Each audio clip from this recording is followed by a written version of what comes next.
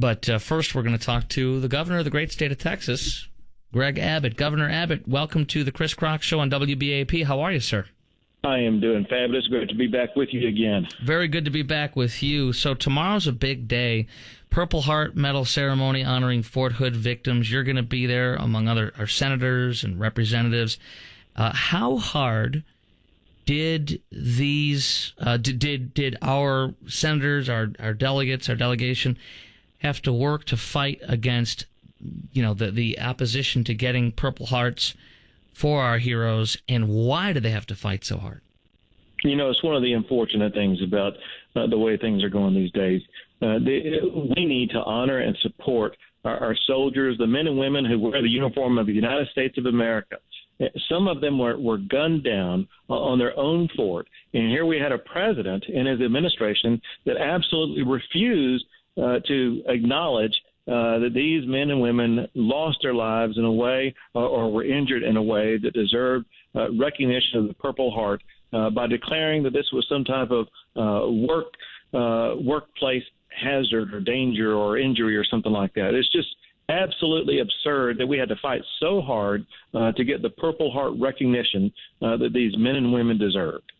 Governor Greg Abbott, nothing, kind of speaking of what you're saying, nothing has viscerally disturbed me more than the president speaking at Fort Hood in the eulogy there with the families and eulogizing the victims and refusing to say it's Islamic terrorism or Islamic extremists. Why do you think the president refuses to do that even to this day with Fort Hood? Well, it's not just with regard to Fort Hood. He seems to refuse to do it with regard to anything. And I think it's perilous to our nation because before you can adequately engage and triumph over your enemy, you need to recognize and identify who your enemy is. And we need to recognize that enemy exists. And it exists in areas around the world, but it also exists in locations here in the state of Texas, including this instance that occurred in Fort Hood.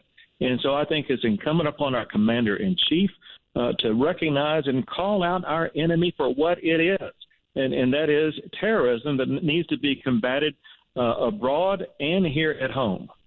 Governor Abbott, I have not seen any fruit in Barack Obama's purposeful, refusing to acknowledge Islamic extremism or Islamic terrorism.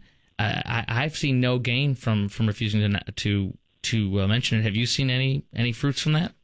No, and it's part of the absurdity of it. If you recall, he began his presidency with this apology tour for the supposed reason that he was going to increase America's standing with nations across the globe. My observation is that our standing across the globe is weaker than maybe it's ever been. And that has put our country in a more perilous situation than I can recall in my lifetime. And that's why it is absolutely necessary in this next presidential election that we put a president in office who will be a commander-in-chief, who will lead this nation and take the fight against the terrorists to keep our safety and security in this country. Governor Greg Abbott, one of the things I am so bothered by is these UNT students who are coming out and demanding that you get pulled as the commencement speaker at their graduation ceremony this year. I am stunned and I am floored. I want to play you some audio of some of these students on the news. May I do that for you so you can hear what they're saying? Sure. Okay, here we go. With the large LGBT community here, and he's obviously not an advocate of any types of civil rights like that. It brings up a lot of issues for the students where they've worked so hard towards this day. A lot of the perspectives that he has don't reflect what the perspectives are of a lot of the students of his college. A lot of students were very angry. We were very galvanized. So we figured let's take it to one of the most accessible, open forms, which is social media.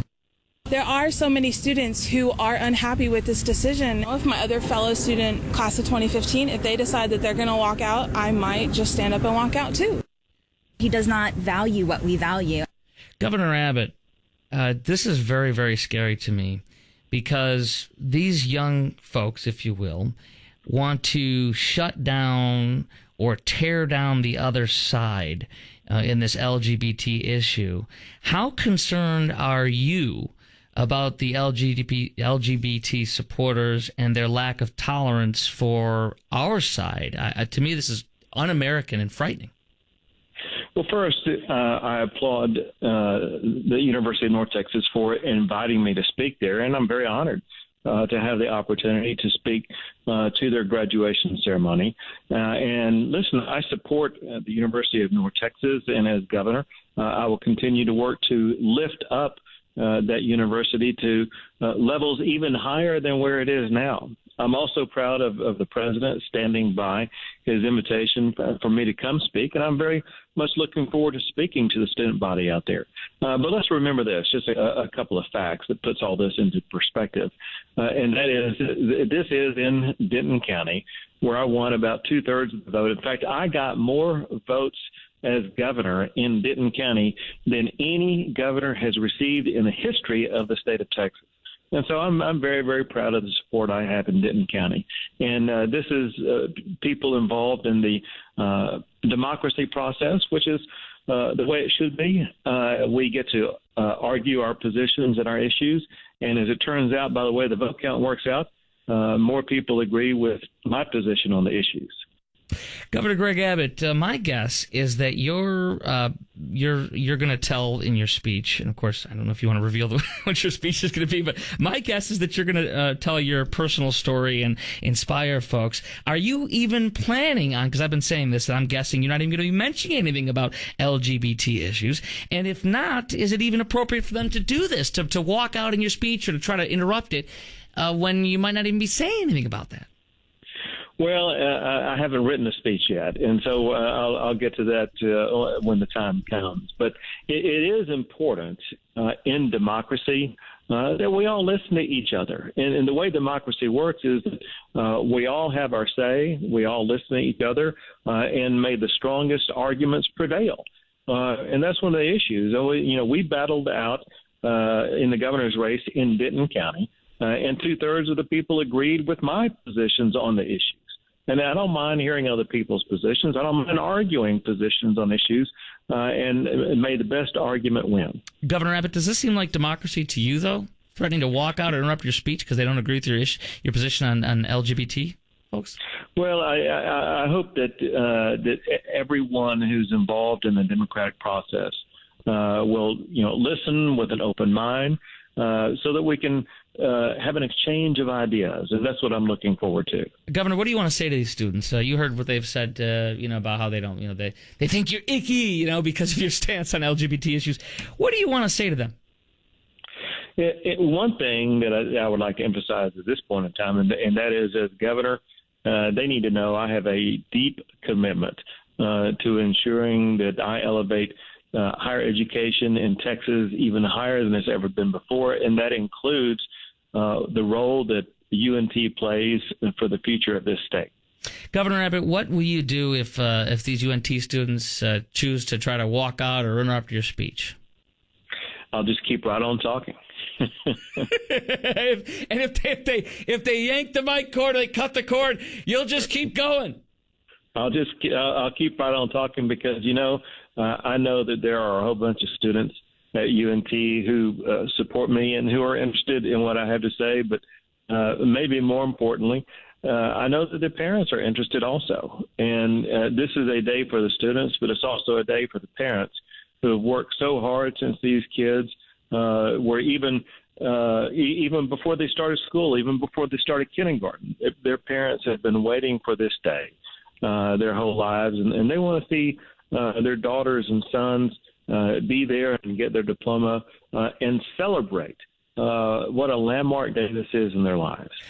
The governor of the great state of Texas, Greg Abbott. Hey, I'm going to be at Texas Motor Speedway again this weekend. Are you going to be at Texas Motor Speedway this weekend? We bumped into each other last year on. We did. I got to tell you, because we didn't fill this out early. I have a very exciting day tomorrow that will lead up to some other things this weekend. But tomorrow, obviously, it starts out with the excitement of getting to be there when the Purple Hearts are awarded to the men and women who deserve it. And then tomorrow, I'm going to be one of the people throwing out the first pitch of the Texas Rangers home opener against the Houston Astros. I'll be throwing out the Texas pitch to Pudge Rodriguez. Awesome. The famous catcher. And so I'm really looking forward to that. Governor Greg Abbott, thank you very much. It's a pleasure to have you on the show. Thank you for standing up for our values. We appreciate you. We'll talk to you soon, sir. Count on it. Thank you, man. There he goes. It's we're going to get into we're going to continue this discussion that we've had that was just going on.